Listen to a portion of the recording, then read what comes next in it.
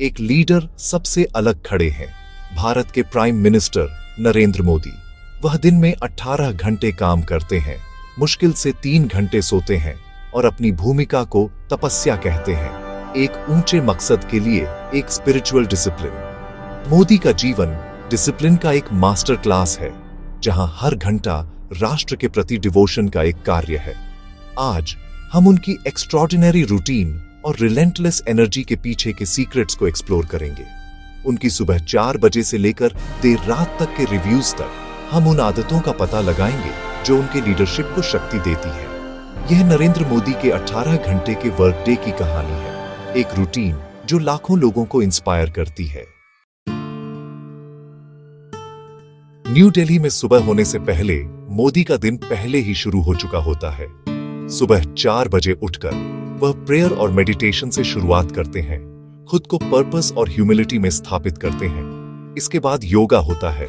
उनके डेली आसानास और प्राणायामा उनकी स्टैमिना और मेंटल क्लैरिटी को फ्यूल करते हैं।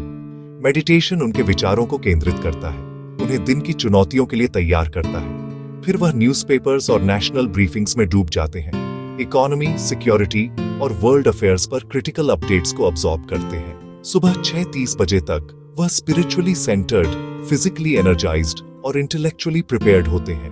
उनकी मॉर्निंग रिचुअल एंशिएंट विजडम और मॉडर्न लीडरशिप का एक ब्लेंड है।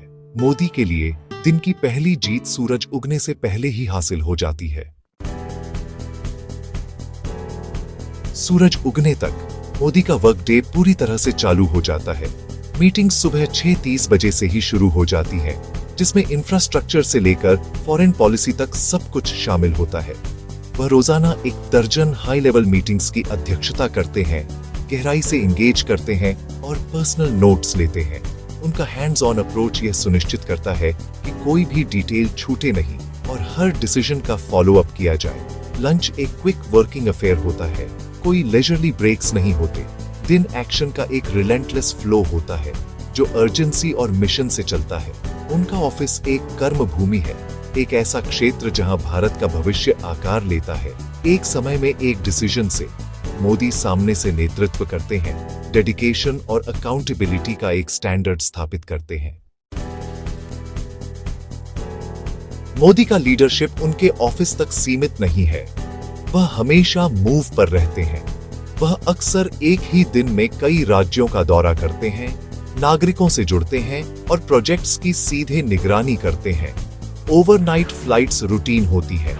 वह ट्रैवल टाइम का उपयोग काम करने, पढ़ने और तैयारी करने के लिए करते हैं। खाली समय जैसी कोई चीज नहीं है, हर पल सेवा करने का एक अवसर होता है। उनका पर्सनल लाइफ पीछे छूट जाता है, राष्ट्र हमेशा पहले होता है। चाहे किसी दूर दराज के गांव में हो या किसी ग्लोबल समिट में, उनका फोकस अडिग रहता है।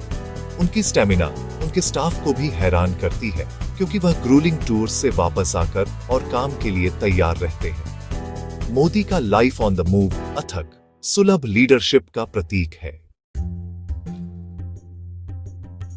मोदी की एनर्जी स्टिमुलेंट से नहीं, बल्कि एक सिंपल सैत्विक वेजिटेरियन डाइट से फ्यूल होती है। खिचड़ी, कढ़ी और उपमा जैसे भोजन बिना भारीपन के सस्टेन्ड एनर्जी प्रदान करते हैं। वह प्रोसेस्ड फूड्स और शुगर से बचते हैं, डाइजेशन में मदद के लिए केवल गर्म पानी पीते हैं। डिनर हमेशा शाम 6 बजे से पहले होता है, जिससे उनके शरीर को आराम करने और रिजुविनेट होने का समय मिलता है।